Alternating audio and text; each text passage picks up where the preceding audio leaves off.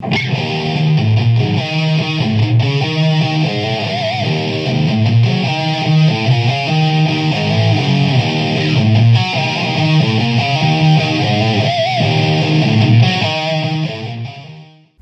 guys, Sam with SilentSolutions.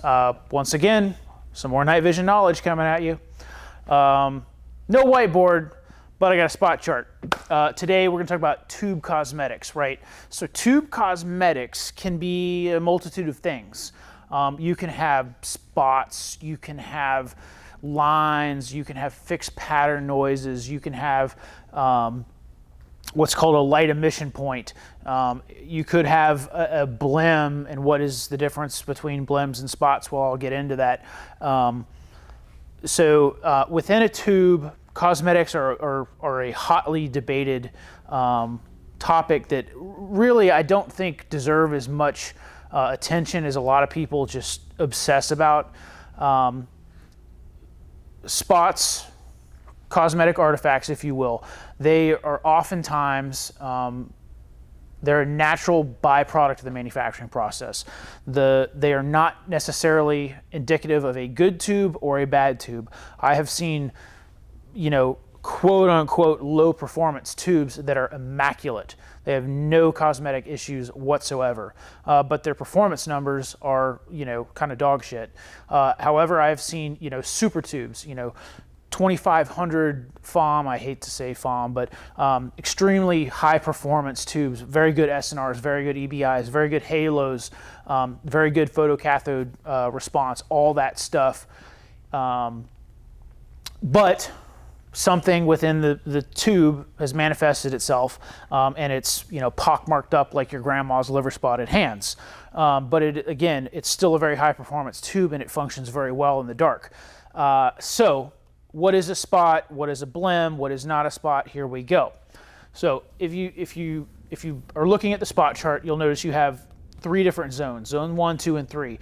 Zone 1, that is going to be your focal point in your tube. It's like the bullseye. It's where you're going to do most of your visual work with your night vision system. If you're looking at something, typically, naturally, you're going to center it up in zone 1.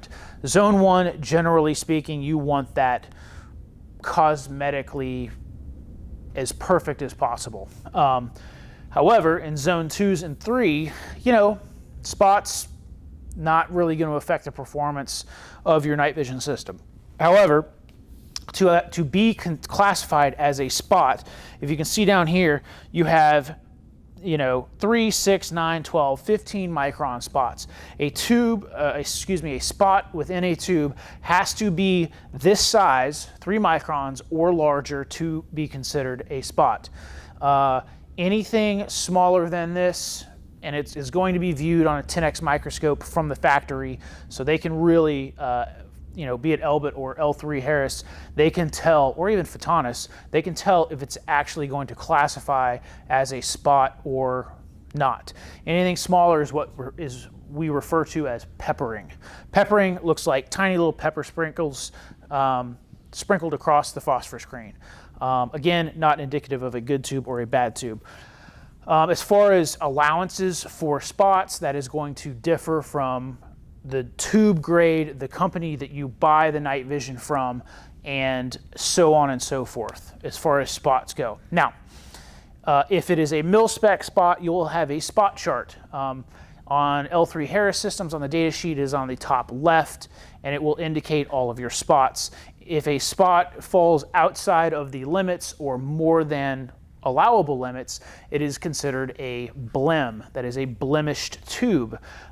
Still doesn't necessarily mean it's a bad tube. It just has some cosmetic things going on with it. So you start to get in 15 micron spots. That's a pretty big spot.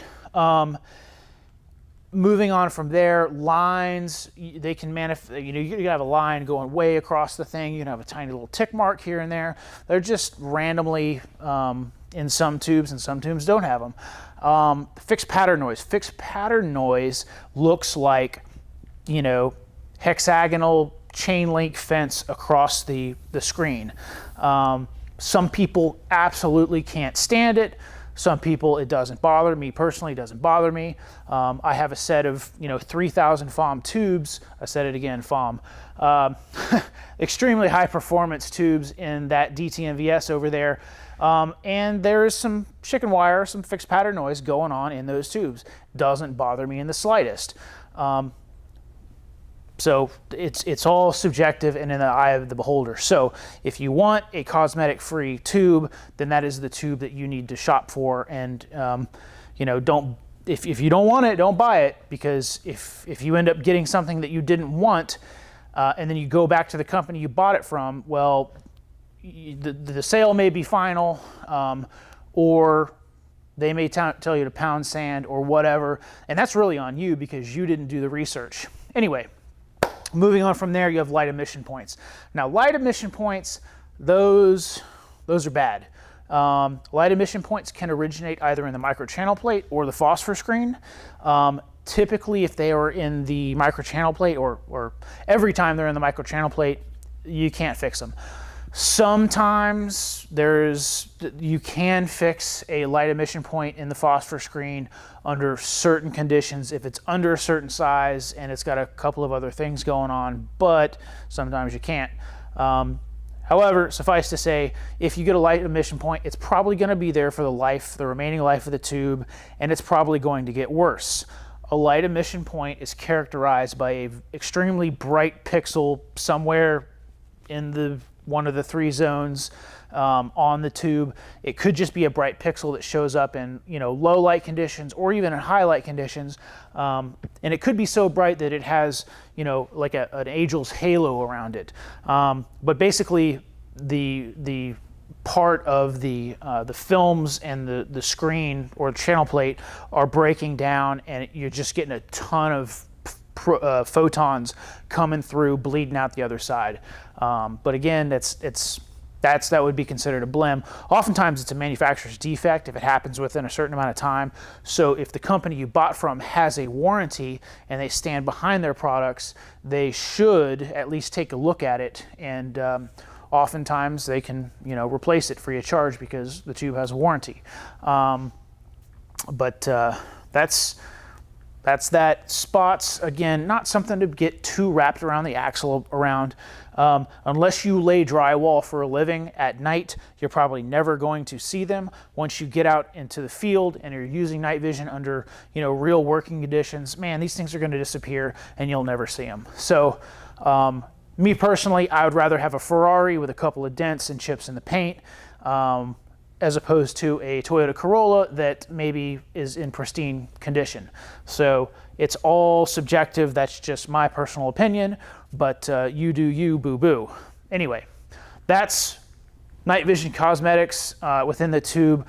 Hopefully that kind of sheds some light on stuff. Basically, like, take a chill pill. They're not that big of a deal. Go use your night vision. Have fun with it.